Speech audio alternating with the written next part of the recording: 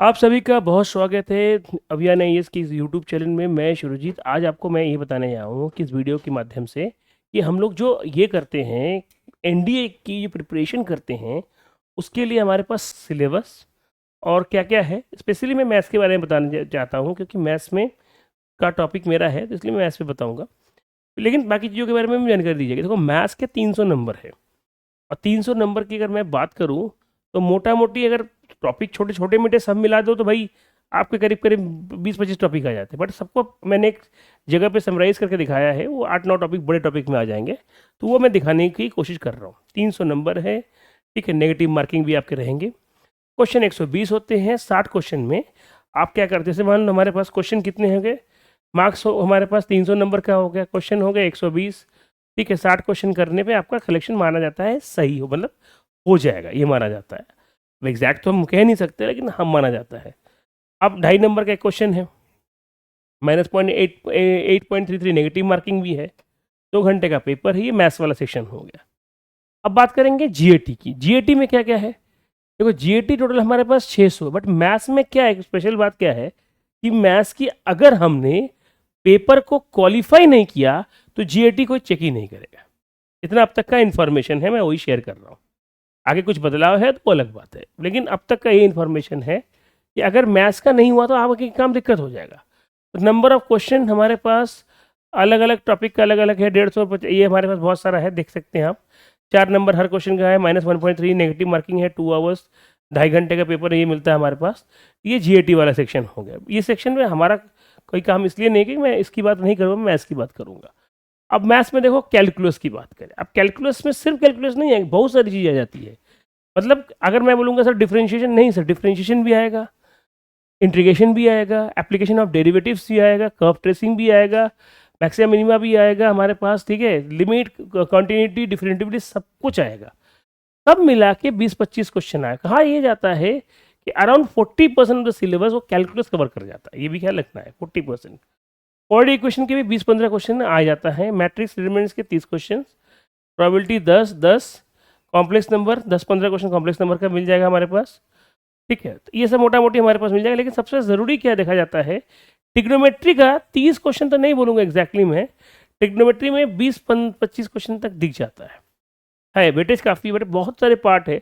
अब देखो सिर्फ टिग्नोमेट्री नहीं होगा, टिग्नोमेट्री है, हमारे पास क्या बोलते हैं, एप्लीकेशन ऑफ ट्रायंगल्स, ट्रायंगल्स की जो प्रॉपर्टीज़ है उस पर है, एंगल मेजर्स है, इन्वर्स ट्रिग्नोमेट्री, बहुत सारा मिला की बात हो रही है, हाइट एंड डिस्टेंस भी है। खैर, अब बात करते हैं कि सर अलजबरा, अलजबरा की बात करेंगे। अलजबरा में क्या क्या आप देखना चाहते हैं भाई। अलजबरा में सर एक आपको मिल जाएगा सेट, देखो ध्यान से देखो, Venn diagram, De Morgan rule, real numbers, conversations, arithmetic geometric progression आएगा ही आएगा, कोऑर्डिनेट इक्वेशन, ये सारा चीज़ मिला के, ठीक है, ये सारा चीज़ मिला के, लॉगरिथम, बाइनोमियल, लॉगरिथम, लॉग के भी 1-2 क्वेश्चन तो हमेशा आपको दिखेगी, ज़्यादा ही दिख जाता है, लॉग 3-4 क्वेश्चन भी दिख जाता है हमारे पास। ये सारा अलजबरा में डाला गया है। अब ये सारा मिलके आपको बाइनोमियल थ्योरम, ये सब मिलके आपके पास बहुत सारा क्वेश्चन आपको मिल जाएगा कवर करने के लिए, ठीक है। बट स्ट्रेटेजिकली ये कहते हैं कि 60 क्वेश्चन के हिसाब से सिलेबस तैयार कर लो।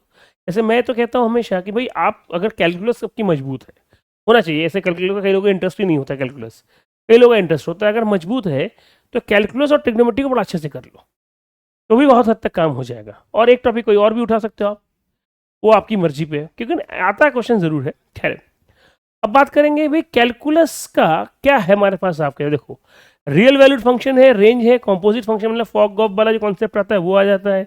फंक्शन को तो पहले आप फंक्शन की, अब जैसे बोलते हैं ना अपनी भाषा में, मतलब बहुत अच्छे से रेडी करना पड़ेगा। फिर डेरिवेटिव आ गया, अब डेरिवेटिव ऑफ फंक्शन आ गया तो तुम्हारे पास geometric physical interpretation, product, quotient, rules वगैरह वगैरह सारा चीज़ में मिलता ही रहेगा। देखो सारा सेकंड डेरिवेटिव्स, ठीक है, मैक्सिमम मिनिमा, सब कुछ इसके अंदर मिलेगा आपको, ठीक है। मैट्रिक डिटरमिनेंट में देखो, type of matrix, operation, determinants of matrix, basic matrix, inverse matrix, application, solution, linear equation, Cramer's rule, matrix में तो सारा चीज़ मिल जाएगा आपको।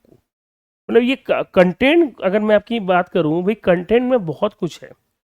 इसके कंटेंट में हमारे पास, अपनी भाषा में अगर मैं बोलूं कि कंटेंट आपके में दम है तो ही आप करिए इस चीज़ को। टॉपिक में अगर मैं कहता हूं कि अगर आपने एनडीए आपको दे रहे हो, देखो ये 12th की टॉपिक है, थोड़ा सा पेपर हार्ड आता है। अगर आप एनडीए दे रहे हो तो मेरी भाषा में एनडीए में आप ये करो कि जैसे मान लो एक टाइम के बाद आपको जो टॉपिक पढ़ रहे हो उसको बहुत थॉरली पढ़ो, डीपली पढ़ो, नहीं तो नहीं काम चलेगा। आप ऊपरी लेयर में पढ़ लोगे तो एनडीए नहीं होगा। और क्या होगा क्या नहीं होगा ये मुझे पता है, बट एनडीए तो नहीं होगा, क्योंकि अगर आप हल्के हल्के से पढ़ लो। आप देख रहे हो कितने डिटेल में चीज़ें हैं हमारे पास। अब इतने डिटेल में भाई कैसे करेंगे हमारे पास, तो इसका मतलब ये है कि हमारे लिए बहुत ज़रूरी है जो चीज़ें डिटेल में है उसको डिटेल में ही पढ़ना पड़ेगा, और कोई उपाय हमारे लिए नहीं बनता। क्लियर है मेरे हिसाब से? आगे बढ़ा जाए। Integral calculus and differential equation. Integration देखो यहाँ पे क्या है, इन्वर्स है, डिफरेंशियल इंटीग्रेशन है, सब्स्टिट्यूशन मेथड है, हमारे पास अलजेब्रिक एक्सप्रेशन है, ट्रिग्नोमेट्रिक है, एक्सपोनेंशियल है, डिटर्मिनेशन है, डेफिनेशन ऑफ ऑर्डर डिग्री, ठीक है, बहुत सारा चीज़ में देखिए, फर्स्ट डिग्री ये वो फलाना ढगाना, ये बहुत सारा चीज़ आके इसमें से जुड़ता है, जिसके हिसाब से ये आपकी बातें करता रहता है यहाँ पे, इसके हिसाब से ये आपको करता रहता है, ठीक है, ये चीज़ है।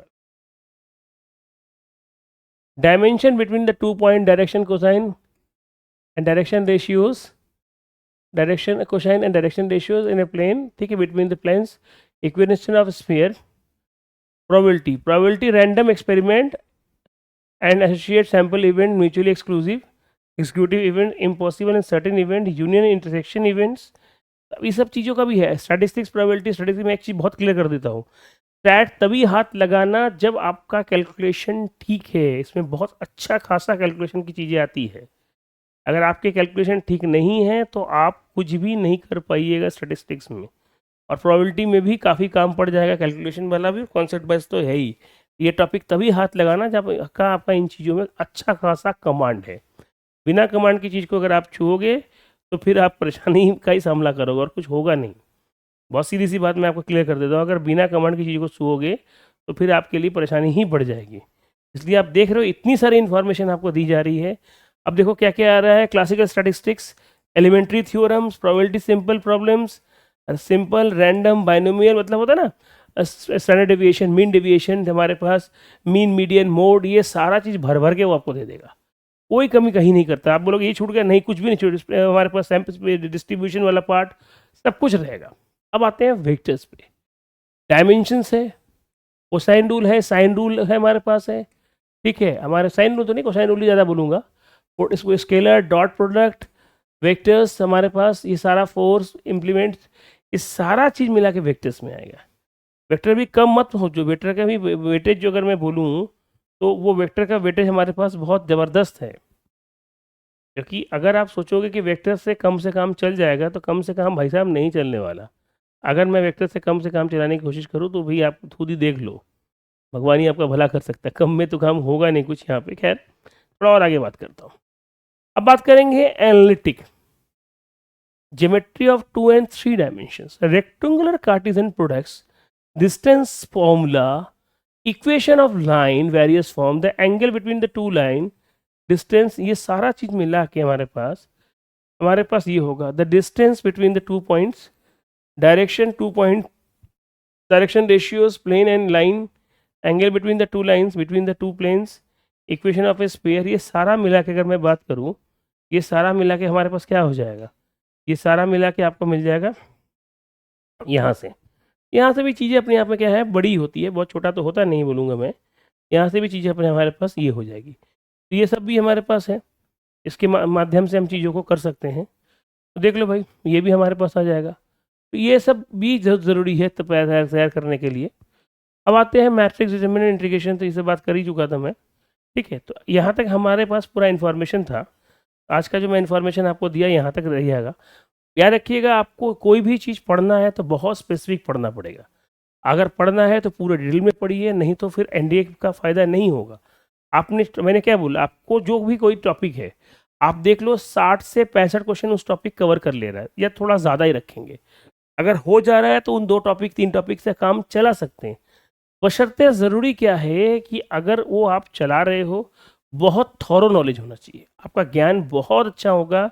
मैं नहीं कर रहा हूँ ये आपको आईआईटी जाएगा, आईआईटी से नीचे है, बट 12 से ऊपर है, इस टाइप की बात को आप बोल सकते हो, एनडीए के लेवल जो है।